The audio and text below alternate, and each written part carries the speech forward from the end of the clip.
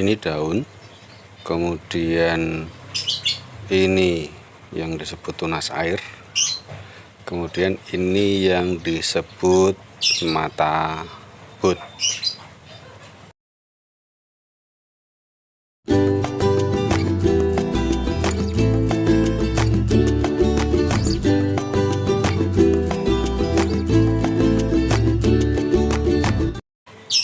Assalamualaikum warahmatullahi wabarakatuh. Salam jumpa kembali teman-teman pecinta tanaman anggur di channel saya Bertani Anggur. Kali ini saya ingin menginformasikan kepada teman-teman karena ada beberapa teman yang datang ke rumah bertanya-tanya dan juga banyak komentar di kolom pertanyaan tentang masih bingungnya teman-teman tentang bagian-bagian di tanaman anggur. Sebelum melanjutkan video ini, saya selalu mengingatkan teman-teman untuk bisa mendukung video saya dengan memberikan subscribe-nya, kemudian like untuk memberi kami semangat terus mengembangkan channel ini. Baik, untuk pengenalan ini saya menggunakan Bonggol Dongkelan Anggur Alfonso sebagai batang utama, atau kalau ini sebagai pengenalan adalah batang primer. Jadi batang primer itu adalah batang utama tanaman anggur yang langsung berkontak dengan media. Ini saya grafting pada tanggal 26 bulan 4 2021.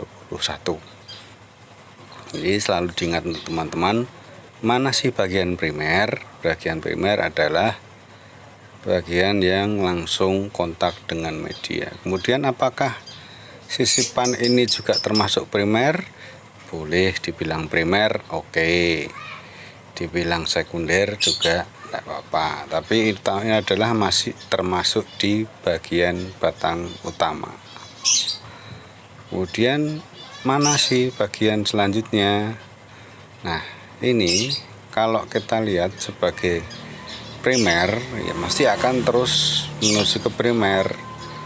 Tapi di bagian sekunder atau bagian penerus, jadi bagian keduanya setelah primer, ini begitu bagian ini kita bengkokkan, boleh juga sih dipotong, tapi akan memperlama waktu produksi kita nantinya. Jadi begitu tumbuh kemudian kita bengkokkan, ini sudah menjadi batang sekunder ya teman-teman. Jadi begitu kita rubah arah, jadi dari tunas tumbuh itu sudah menjadi batang sekunder. Nah, ini kami rencanakan panjang sampai sana, kemudian masih akan kita putarkan terus sampai kembali kepada posisi awal, baru nanti batang sekunder ini akan kita potong. Kemudian mana sih yang dinamakan batang tersier? Nah, ini teman-teman, ini adalah batang tersier. Nah, batang tersier ini kami gunakan tunas air, bukan tunas bat. Nah, nanti biar teman-teman tahu ya membedakan mana tunas air dan tunas bat. Ini kami menggunakan tunas air yang langsung kita tumbuhkan. Jadi kita biarkan naik, langsung kita bantu dengan rabia dan kita tempelkan di para-para sama. Jadi setiap tunas air yang keluar kita tumbuhkan, naik, kita biarkan ya sampai ke atas. Nah, nanti kalau sesuai pertumbuhannya mereka yang besar bagus, akan kita pangkas di sekitar batang ke 12 sampai ke 14. Jadi bisa sampai 15 daun kemudian kita pangkas, karena untuk membantu. Nah, yang semacam ini kan juga butuh nutrisi. Kalau nanti terforsir di yang cepat besar, yang lain juga akan terganggu sehingga jadi kerdil. Ini nanti ketika mereka sudah sampai 15 daun akan kita lakukan pemangkasan. Nah, ini juga saya lakukan pemangkasan teman-teman, karena kita berharap dengan pemangkasan ini kita hentikan dulu ya, kita pangkas. Kemudian agar batang sekundernya ini juga semakin membesar dan menyimpan nutrisi. Nah, di sini yang kita tumbuhkan tetap dengan tunas air, tidak dengan tunas bed yang kita jadikan sekunder lanjutan. Ya, jadi saya tetap menggunakan tunas air sebagai lanjutan. Nah, yang ini yang kelihatan tinggi banget, tumbuhnya cepat, kita hentikan di daun ke-15.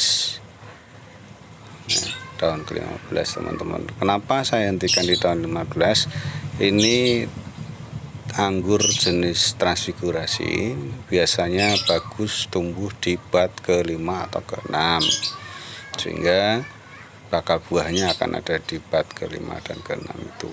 Nah, inilah saya siapkannya nanti di sini, sehingga kalau kita biarkan tumbuh dulu sampai di 15 atau 15 daun ini masih aman. Jadi nanti pada saat pembuahan akan kita potong di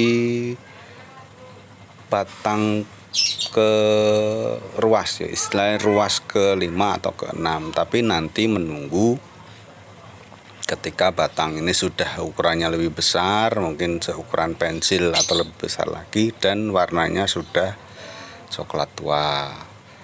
Berarti tanda bahwa sudah siap untuk dibuahkan.